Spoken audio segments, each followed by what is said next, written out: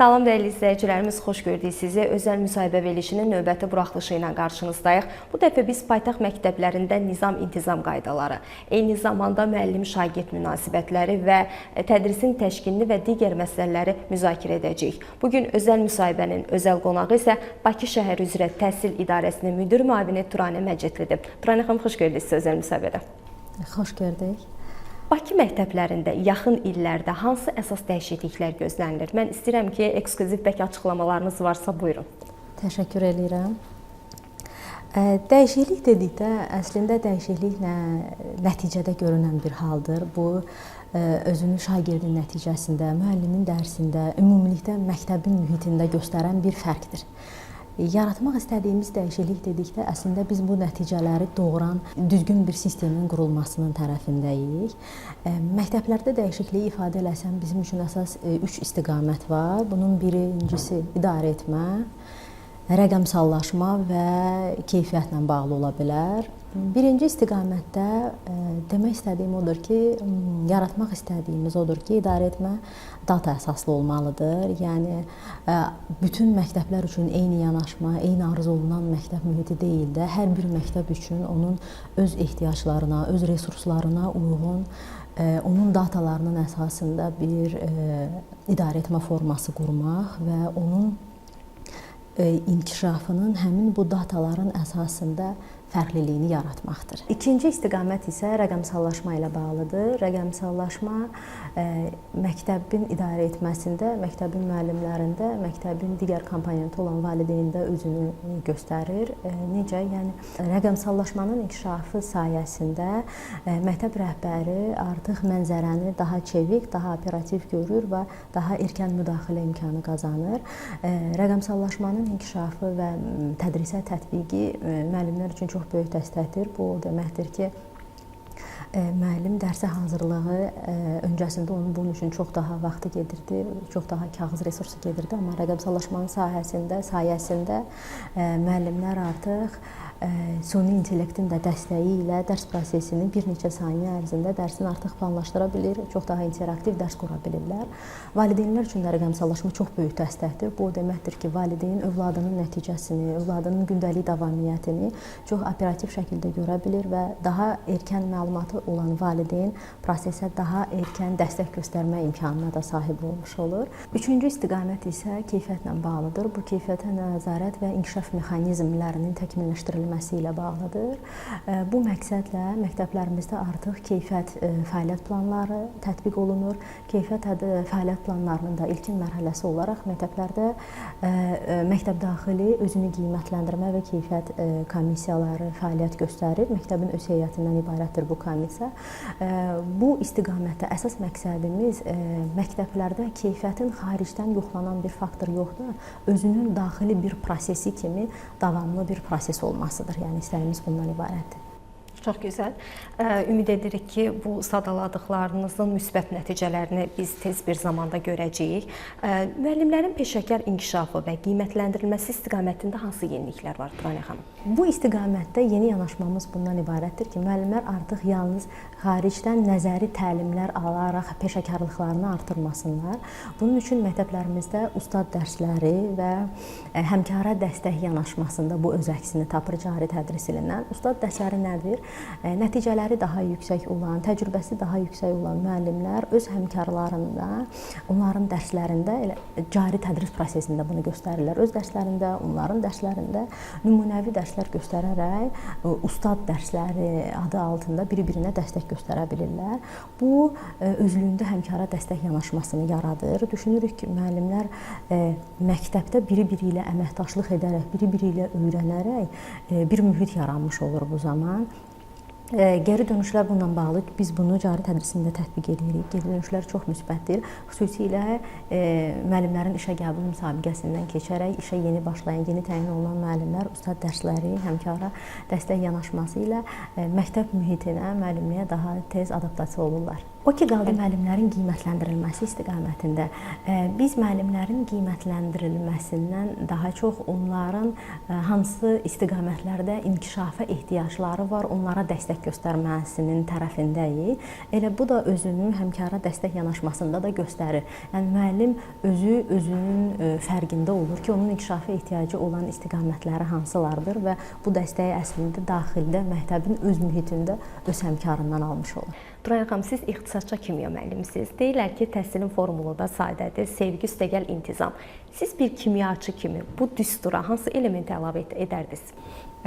Əslində mən çox razıyam bununla. Həqiqətən də sevgi və intizam güclü komponentlərdəndir. Ancaq mən buna əlavə etməli olsam, düşünürəm məsuliyyət komponentini əlavə edərdim. Çünki məncə məsuliyyət komponenti sevgi və intizamı balansda saxlayan amillərdən biridir.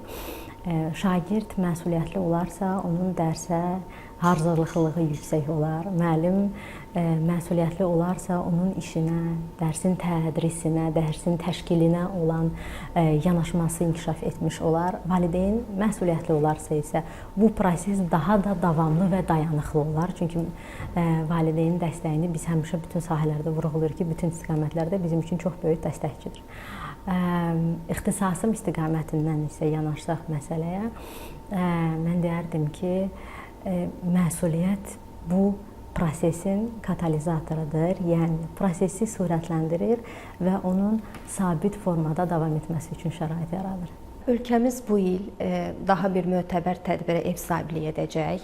WUF 13, yəni Beynəlxalq Şəhər Salma Forumuna. Mən çox istərdim ki, məlumat vermənizi sizdən xahiş edəcəm ki, bu müddət ərzində, bu dönəmdə dərslər necə təşkil olunacaq? Biz bugün deyə bilərik ki, onlayn tədrisə keçid yalnız fövqəladə hal deyil, tədrisin alternativ bir formasıdır və biz Bakı təhsili olaraq bu offlayndan onlayn tədrisə keçidə tamamilə hazırıq. Pandemiya dövründən də bizim bu təcrübəmiz var. Həmçinin son dövrlərdə rəqəmsallaşma sahəsində olan inkişaflar da bizə rahatlıqla, əminliklə deyə bilirik ki, biz onlayn sistemə keçidə tamamilə hazırıq. Bu bizim rəqəmsal məktəb platformasında da bizə dəstəkləyici bir proses kimi özünü göstərir. Sizin də qeyd elədiyiniz kimi WUF 13 Şəhər Salma Forumu keçirilməsi məqsədi ilə Bakı məktəblərində, Bakının 12 inzibati rayonundan 7 inzibati rayonunda tədris 18-22 may arasında 5 və 11-ci siniflər üçün onlayn formada təşkil olunacaqdır. Bildiyiniz kimi 1-5 may tarixləri məktəbə hazırlıq qruplarında və ibtidai siniflərində əslində şagirdlər üçün tətil elan olunur. WUF 13 Şəhər Salma Forumunun keçirilməsi məqsədi ilə cənab nazir Emin Əmrullayev tərəfindən imzalanmış əmrə əsasən bu tətillərin günlərində dəyişiklik edildi. İbtidai sinif şagirdlərinin 1-5 may tarix Bakı məktəbləri üçün olan 1-5 may tarixlərindəki tətil günləri həmin bu onlayn tədrisə təsadüf edən və 18-22 may tarixləri ilə əvəz olundu. Bu o deməkdir ki, həmin dövrdə ibtidai siniflər və məktəbə hazırlıq qruplarının tətil dövrü olacaq. 5-ci və 11-ci siniflərimiz isə onlayn formada tədris alacaqlar. Məktəbə hazırlıq prosesi ilə bağlı istəyirəm ki, danışaq. Məktəbə hazırlıq mərhələsi ümumiyyətlə uşaqların belə deyək də sosial adaptasiyasına, o gözlənilən o böyük təsiri göstərə bilirmi? Məktəbə hazırlıq mərhələsi uşaqlarımız üçün sadəcə bir mərhələ deyil, o onun təhsil həyatının başlanğıcıdır əslində. Bu mərhələdə şagirdlərimiz yalnız hərf və rəqəmlər öyrənmirlər. Onlar sosial bacarıqlar öyrənirlər, onlar kollektivlə işləməni öyrənirlər, onlar sosial həyata adaptasiyanı öyrənirlər. Bu istiqamətdə məktəbə hazırlıq qruplarının əhəmiyyəti bu mərhələdə şagirdlərin iştirakçılığı çox əhəmiyyətlidir. Müşahidə göstərir ki, məktəbə hazırlıq qruplarında tədrisdən, ibtidai sinifdə tədrisə başlayan şagirdlərin akademik nailiyyətləri daha stabil olur. Onların məktəbə, tədrisə, sistemə olan adaptasiyası daha yüksək səviyyədə həyata keçirilmiş olur. Ona görə də biz məktəbə hazırlıq mərhələsinə sadəcə bir hazırlıq kimi deyil, uşağın gələcək inkişafının başlanğıcı kimi baxırıq. Son zəng yaxınlaşdıqca Turan xanım hər kəsi bir həyəcan bürüyür. Valideynləri, müəllimləri, şagirdləri, eyni zamanda bütün təhsil ictimaiyyətini. Son illər ümumiyyətlə bu tədbirlərin təşkili ilə bağlı da ciddi tapşırıqlar verilir məktəblərə.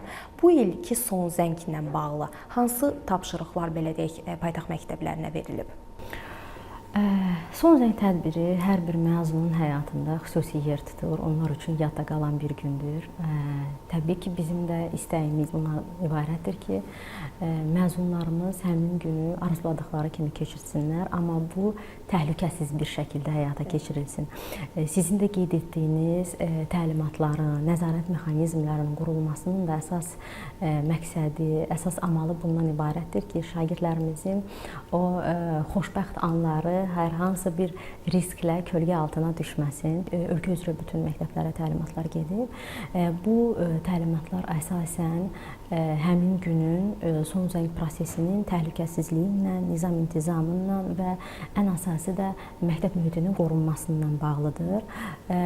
Göndərilən təlimata əsas yanaşma, əsas istiqamət tədbirin məktəb həyətində, məktəbin həyətyanı sahəsində, əgər məktəbin hansısa bir həyətyanı sahəsi yoxdursa, onun akt zalında və ya idman zalında keçirilməsi ilə bağlıdır təlimatın əsas başlıca istiqaməti. Bunun da elə əsas səbəbi təhlükəsizliyin qorunması ilə bağlıdır. Yəni inandığımız bundan ibarətdir ki, əgər tədbir məktəbin yaxınlığında, məktəb ərazisində ümumiyyətlə baş tutarsa, bu risklərin də qarşısını almağa bizə və ümumilikdə prosesin bütün iştirakçılarına dəstək olar. Eyni zamanda biz məzmuna, ssenarisinə də xüsusi diqqət yetirilməsindən bağlı məktəblərlə sıx əməkdaşlıq edirik. Bu istiqamətlə təlimatlar göndəririk ki, son zəng prosesi, tədbirin bütün məzmunu bizim milli mənəvi dəyərlərimizə uyğun formada həyata keçirilməlidir. Bu yeni cari tədris ilindəki məzmunlarla bağlı daha yeni yanaşma kimi bu qəbul oluna bilər ki, cari tədris ilindən son zəng tədbirində məzunlarımızın məktəbli formasında, səliqəli formada, etik davranış qaydalarını prinsip götürərək son zəng tədbirində iştirak etmələridir. Elə bu məqsədlə də mən bütün məzunlara, bütün valideynlərə məktəblə sıx əməkdaşlıq etməyə çağırıram ki, təlimatdan irəli gələn tədbirlərin icrasında birlikdə əməkdaşlıq etsinlər. Çox gözəl. Bakı məktəblərində rəqəmsal məktəb layihəsi sürətlə belə deyək də genişlənir.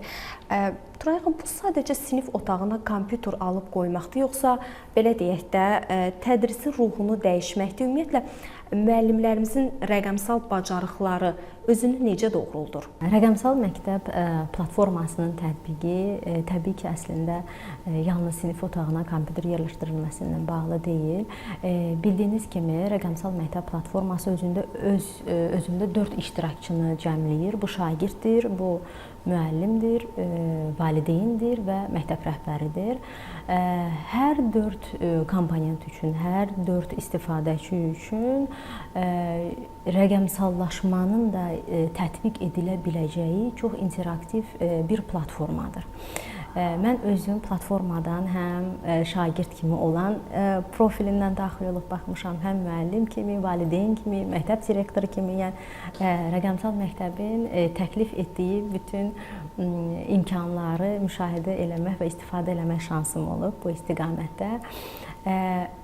Başlayaq ilkin olaraq şagirddən, çünki birinci komponent orada şagirddir. Rəqəmsal məktəbdə şagird, bunu şagirdlər necə istifadə edir? Hər hansı bir səbəbdən, təbii ki, bu üzürlü səbəb olar. Şagird əgər dərsə davamiyyəti ola bilmirsə və yaxud da şagird qiymətləndirmələrə hazırlaşmaq istəyirsə, rəqəmsal məktəbin şagird profili həqiqətən də bunun üçün ona bir dəstəkçidir. Həmin profil də şagird bütün fənlər üzrə, tədris aldığı fənlər üzrə, bütün mövzuların video dərslərini görə bilir. Bütün mövzular üzrə qiymətləndirmə tapşırıqlarını görə bilir. Yəni bu baxımdan öz qiymətləndirmə nəticələrini operativ olaraq görə bilir. Yəni bu istiqamətdə sanki bir dəstəkdir, bir köməkçidir rəqəmsal məktəbin şagird profili. Müəllim istiqamətinə gəldikdə isə müəllimin qeyd etdiyim kimi rəqəmsallaşma istiqamətində rəqəmsal məktəbin təklif etdiyi imkanlar həqiqətən də çox zəngindir. Müəllim tədrisinin təşkilində, müəllim şagirdin qiymətləndirilməsində, şagirdlərin qiymətləndirmə nəticələrinin təhlilində hər birində artıq rəqəmsallaşmanın verdiyi rahatlıqdan, verdiyi bu imtiyazdan istifadə edə bilir ki, o qiymətləndirmənin təhlilini bir neçə saniyə içərisində edə bilir, o dərsini planlaşdıra bilir çox interaktiv və operativ formada. Gələk digər iştirakçı olan valideynə. Valideynlər üçün isə mən düşünürəm ki, bu çox rahatdır. O, övladının qiymətləndirmə nəticəsini dərhal, qiymətləndirmə nəticəsi məlum olduqdan sonra sistemdə daxil olaraq görə bilir. Övladının davamiyyətini dərhal müşahidə edə bilir. Çünki müəllim qeydiyyat apardıqda bu sistem elektrondur. Valideyn istənilən yerdən daxil olaraq övladının davamiyyəti və qiymətləndirmə nəticələrini tanış ola bilir. Ən əsası da valideynlər üçün rəqəmsal məktəbdə bizim 2 sorğumuz hazırda aktivdir cari tədris ilindən bəri. Bu məktəb sorğusudur, hansı ki valideynlər məktəbin mühitində artıq rəy vermə rolunda iştirak edə bilirlər. Biz bütün valideynlərin rəqəmsal məktəbdən olan rəylərini, sorğuda olan iştiraklarını toplanılır, təhlil olunur. Sonrakı inkişafda, sonrakı idarə etmə mexanizmimizdə bunu istifadə edirik. Bu baxımdan bizim üçün çox dəyərlidir valideynlərin məktəb sorğusunda iştirakı və fikirlərini açıq şəkildə orada ifadə eləməkləri. Həmçinin bizim orada müəllim sorğumuz da var. Valideynlər övladlarına dərs keçən bütün müəllimlər barəsində açıq formada, şəffaf şəkildə fikirlərini orada müəllimləri təbii ki, rəğbətləndirmək kimi də ola bilər. Müəllimlərə təşəkkürlərini də ifadə edə bilərlər. Övladları barəsində müəllimlərlə birbaşa ünsiyyətə də keçə bilərlər bu rəy vermə forması vasitəsilə. Dördüncü ən son komponentimiz isə məktəbin idarə edicisi olan məktəb direktorudur. Rəqəmsal məktəb platforması vasitəsilə məktəb direktoru bütün siniflərində şagirdlərin qiymətləndirilməsi, şagirdlərin davamiyyəti, müəllimlərin mövzuları barəsində çox saniyələr içərisində məlumat ala bilir və məktəbin mənzərəsini görmək üçün operativ olaraq təhlillərini də rəqəmsal məktəb üzərindən həyata keçirə bilir.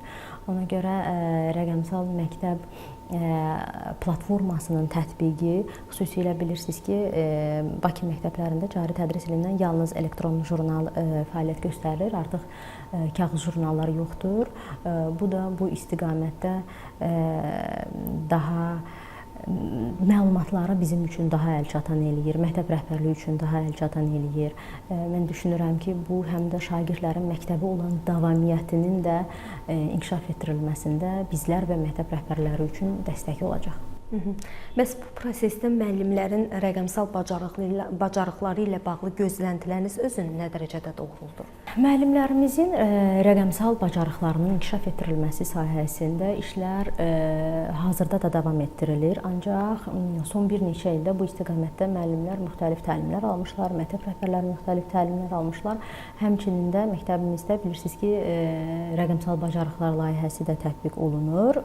Bir neçə ildir artıq rəqəmsal məktəb layihəsinin tətbiqi də bu istiqamətdə müəllimlərinin bacarıqlarının inkişaf etdirilməsində, bacarıqlarının artırılmasında dəstəkçidir. Turayna xanım, son günlər bəzi neqativ məktəblərimizdə bəzi neqativ hallar yaşanır. Bu sosial şəbəkələrdə də müzakirə obyektinə çevrilib. Mən indi o detallara varmaq istəmirəm. Təbii ki, bütün ölkə ictimaiyyəti üçün məlumdur. Belə deyək də, bu problemlərin kökündə hansı amillər dayanır? Psixoloji amillər, mühit amili.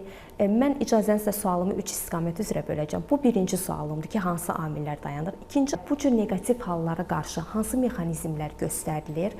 Və üçüncü də belə bir sual verim ki, axı siz də bir müəllimsiniz, siz də şagirdlərlə birbaşa təmasda olan bir şəxssiniz. Şagirdin bugün müəllimdən gözləntisi nədir? Sizin də qeyd elədiyiniz kimi bu məsələnin kökündə əslində bir istiqamətli yanaşmaq olmaz. Bunun kökündə bir neçə faktor dayanır.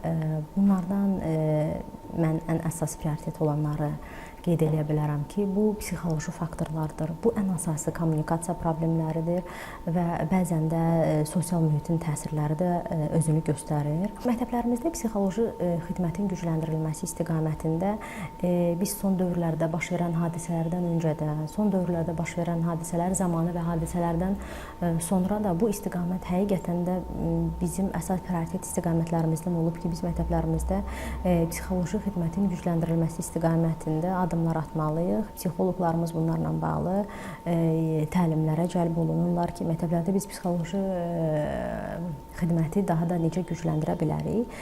İkinci ən mühüm qeyd etdiyim istiqamət kommunikasiya problemləridir. Bunun kökündə isə valideynlərlə əməkdaşlıq, valideyn məktəb, valideyn müəllim münasibətləri, valideynin övladınla olan münasibətləri dayanır ki, və biz düşünürük ki, valideynlərlə işin gücləndirilməsi çox vacibdir və ən əsas faktorlardan biridir. Bunun üçün biz valideyn konfranslarına cari tədris ilinin birinci yarım ilində də bütün Bakının inzibati rayonlarını əhatə edən valideyn konfransları keçirildi.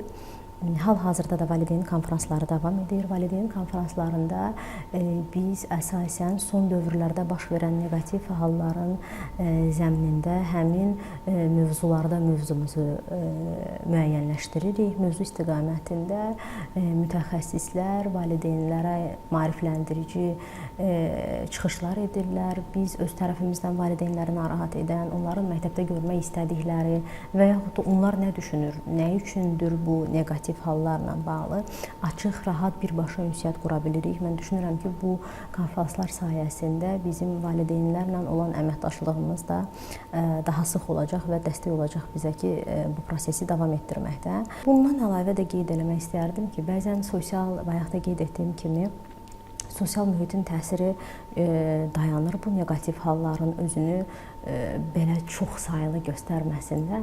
Bununla bağlı da əslində valideynlər, mən çağırıram valideynləri bu prosesdə daha erkən müdaxiləyə. Erkən müdaxilə nədir? Təbii ki, övladını dinləməkdir, övladını tanımaqdır, onun məktəbdə olan münasibəti və kommunikasiyası, onun sosial həyatında olan münasibəti və kommunikasiyası daim valideynin nəzarətində olmalıdır və bu məktəblə, müəllimlə birbaşa ünsiyyətdə olmalıdır. Biz valideyn konfranslarında, mən özüm də valideyn konfranslarında iştirak edirəm. Valideyn konfranslarında da çağırışım həmin bu istiqamətdə ondan ibarət olur ki, əziz valideynlər, övladlarınızın məktəb psixoloqları ilə ünsiyyətinə şərait yaradılmağımıza çox ehtiyacımız var. Həqiqətən ki, şagirdlər məktəb psixoloqu ilə ünsiyyətə açıq olmalıdırlar ki, məktəb psixoloqu da bu istiqamətdə onlara xidmət göstərə bilsin. Əslində siz o suala cavab verdiniz ki, mən elə o sualı ünvanlayacaqdım ki, məktəblərdə neqativ hər hansı bir hal baş verəndə günahkar məktəb rəhbərliyi olur və valideyn bu prosesin harasındadır. O, məsələn, valideyn, şagird, məktəb üçbucağı deyirlər də. Bax, o üçbucaq necə daha da güclü olmalıdır? Qeyd etdiyim kimi, düşünürəm ki, bu üçbucaq daha güclü ola bilər yalnız əməkdaşlıqla, açıq kommunikasiya ilə.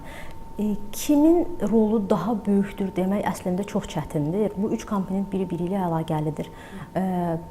Prosesdən asılı olaraq, məsələdən asılı olaraq kimin rolunun daha çoxdur sualı öz cavabını o istiqamətdə tapa bilər. Amma ümumilikdə mən düşünürəm ki, onlar birlikdə əməkdaşlıq eləyərlər. Yəni həm müəllimin, həm valideynin, həm məktəb rəhbərliyinin əsas amalı, əsas istəyi şagirdin gələcəyinin daha işıqlı olmasıdır, belə deyim. Necə eləyək ki, o şagird cəmiyyətimiz üçün, ölkəmiz üçün milli mənəvi dəyərləri olan, gözəl akademik nailiyyətləri olan, yüksək akademik nailiyyətləri olan bir fərd kimi, bir gənc kimi Bakı Şəhər Təhsil İdarəsinə tabe 366 ümumi təhsil müəssisəsi var. 520 mindən çox şagird təhsil alır və təsəvvür edin, hər gün, həftənin 5 günü, bütün iş günlərində və bizim bir çox məktəblərimiz 2 növbədə tədrisi təşkil edə bilirlər. Bu qədər şagird, bu qədər müəllim hər gün əməkdaşlıq eləyir, hər gün dərs prosesi gedir, hər gün onlar arasında kommunikasiya olur. Ancaq biz çox az hallarda 1, 2, bəzən 3 məktəbdən hansısa halları eşidirik, bunu ictimaiyyətdə də eşidirik və bu hallar da baş verir. Amma qeyd etdiyim rəqəmlər kifayət qədər böyük rəqəmlərdir və hər gün bu prosesin bu qədər şagirdlə, bu qədər müəllimlə davam etməsi əslində məktəblərimizdə qurulan mühitdən, müəllimlərimizin prosesə yanaşmasından mən əminəm ki, neçə-neçə belə hadisələr əslində erkən müdaxilə ilə hadisələrin qarşısı alına bilir. Tək valideyn, şagird, məktəb yox, məncə bütün təhsil ictimaiyyətimiz elə birlikdə bax bu cür neqativ hallara qarşı mübarizə aparmalıyıq. Və son olaraq mən sizdən rica edəcəm ki, Təhsil TV kameraları vasitəsilə bir rəhbər şəxs kimi, bir müəllim kimi, bir valideyn kimi valideynlərə, şagirdlərə, müəllimlərə mesajınız nə olardı? Əslində mən bu mesajı 3 istiqamətdə, ancaq ümumi bir məzmunda vermək istəyirəm. Bu ilkin çağırışım valideynlərə olan çağırışdır ki, hörmətli valideynlər, məktəb tək başına möcüzə yarada bilməz. Şagirdin ilk göz açdığı mühit ailə mühitidir. İlk nümunə aldığı şəxs onun valideynləridir. Bu istiqamətdə uşağa göstərilən qayğı, onunla qurulan ünsiyyət əslində şagirdin təhsilinin keyfiyyətinə zəmin yaradan əsas faktorlardandır. Ona görə də valideynlərə çağırışım bu istiqamətləri diqqətdə saxlayaraq şagirdlərin o təməlini formalaşdırmaq ki, onların gələcək təhsil həyatlarının daha keyfiyyətli olmasında bizə göstərəcəkləri ən böyük dəstək bundan ibarət ola bilər. Şagirdlərə isə mesajım budur ki, əziz şagirdlər, təhsil sizin gələcəyinizin ən güclü təməlidir. Düşünürəm ki, sual verməkdən çəkinməsinlər. Şagirdlərimiz həmişə sual verməkdən biraz çəkinirlər, səhv etməkdən çəkinməməlidirlər, cəhd etməkdən çəkinməməlidirlər və tədris prosesinə bayaq da qeyd etdiyim kimi ən əsası məsuliyyətlə yanaşmalıdırlar. Müəllimlərə vermək istədiyim mesaj bundan ibarətdir ki, onların işi sadəcə dərs keçmək deyil. Mən müəllim işlədiyim dövrdən də həmişə sizin də elədiyiniz kimi bu mesajı verirəm ki, müəllimlik həqiqətən çox şərəfli peşədir. Ona görə ki, müəllimin gəncin, şəxsin gələcəyinə, onun həyatına toxuna bilmə kimi əslində bir fürsəti var. Hər bir müəllim şagirdin həyatına toxuna bilir. Onun həyatına uzun müddətli təsir eləyə bilir. Müəllim bu təsir gücünün fərqində olaraq, bu dəyişə bilmə gücünün fərqində olaraq şagirdlərə yanaşsa, düşünürəm ki, öz dəyərli missiyalarını layiqincə yerinə yetirmiş olarlar. Turan xanım, mən sizə çox təşəkkür edirəm ki, dəvətimizi qəbul etdiniz və özəl müsahibənin qonağı oldunuz. Siz həm də yeni təyinat almısınız Bakı Şəhər Təhsil İdarəsinə. Bu münasibətlə sizi də təbrik edirik, fəaliyyətinizdə uğurlar arzu edirik. Mən də öz növbəmdə sizə təşəkkür edirəm. Həm təbrikiniz üçün, həmçinin də Bakı Şəhər Təhsil İdarəsi adından məktəblərimizə, valideynlərimizə, şagirdlərimizə çağırış etmə imkanı verdiyiniz üçün çox sağ olun. Biz təşəkkür edirik. Belə dəyərli izləyicilərimiz, bununla da özəl müsahibə verilişi sona çatdı. Bir daha qeyd etmək istəyirəm ki, bugün özəl müsahibənin qonağı Bakı Şəhər üzrə Təhsil İdarəsinin müdir müavini Turanə Məcidli idi. Görüşmək ümidi ilə sağ olun.